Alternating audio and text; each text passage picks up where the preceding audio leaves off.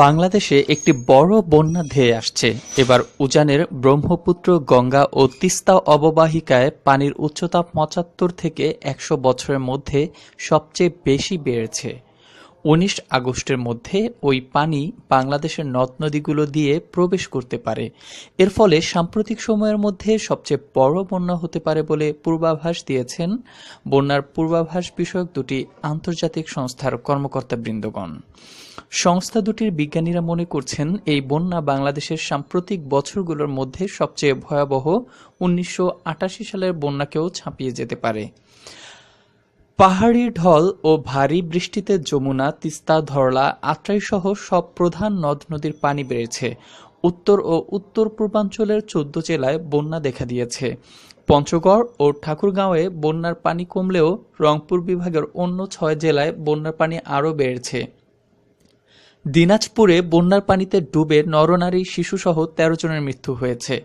জাতিসংঘের আবাসিক সমন্বয়ের কার্যালয় ও ইউরোপীয় ইউনিয়নের যৌথ গবেষণা কেন্দ্র বৈশ্বিক বন্যা পরিস্থিতি বিষয়ক একটি প্রতিবেদন প্রকাশ করেছে। ১০ আগস্ট সংস্থাটির পূর্বাভাসে বলা হয়েছে, বাংলাদেশ, ভারত, চীন, ভুটান ও নেপালের বন্যা পরিস্থিতির অবনতি হচ্ছে। ব্রহ্মপুত্র অববাহিকার অঞ্চলগুলোতে গত শুক্রবার থেকে পানি বাড়ছে এবং ১৯ আগস্ট পর্যন্ত এই পানি ভাটির দিকে প্রবাহিত হতে পারে। ২০০ বছরের বেশি সময়ের ইতিহাসে ব্রহ্মপুত্রের অববাহিকার উজানে বন্যার মাত্রা সবচেয়ে ভয়াবহ হতে পারে। The European centre for medium range weather ফোরকাস্টসের পূর্বাভাসে বলা হয়েছে, আগামী ১০ দিনের মধ্যে হিমালয়ের দক্ষিণাঞ্চলে ২০০ মিলিমিটারের বেশি বৃষ্টিপাত হতে পারে। এতে করে ব্রহ্মপুত্রে ভারত ও বাংলাদেশে পানি বাড়বে।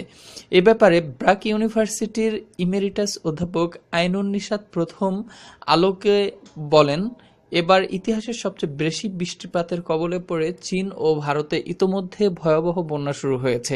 এদিকে প্রথম আলো সাংবাদিকের কাছে দেয়া এই তথ্যে আইনুন নিশাত আরও একটি ভয়াবহ মাত্রা উল্লেখ করেন, যেটা এখনো পর্যন্ত প্রকাশ করা হচ্ছে না।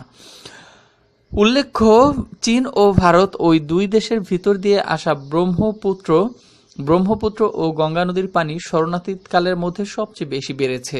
এই ধারা অব্যাহত থাকলে বাংলাদেশে ১৯৮৮ সালের চেয়ে বড় ও ভয়াবহ বন্যা হতে পারে।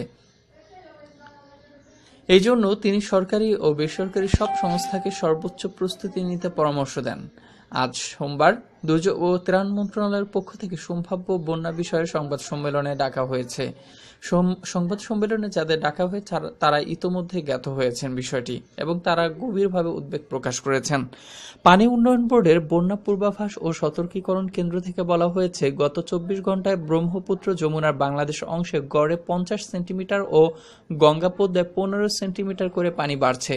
ফলে ব্রহ্মপুত্র, মেঘনা ও তিস্তা অববাহিকায় বন্যা পরিস্থিতির অবনতির আশঙ্কা করছে সরকারি এই সংস্থা। এদিকে পানি ওঠায় পঞ্চগড়, লালমনিরহাট, দিনাজপুর ও নেত্রকোনায় সহস্রাধিক শিক্ষা প্রতিষ্ঠানে পাঠদান বন্ধ হয়ে গেছে।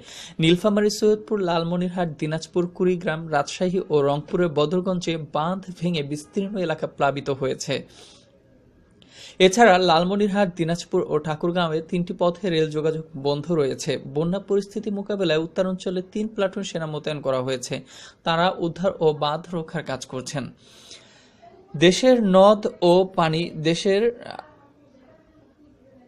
আমাদেরকে বেশি বেশি সংবাদ পেতে সাবস্ক্রাইব করুন। সময় শেষ, আসলে কি পড়ছি নিজেও বুঝতে পারছি না। ধন্যবাদ।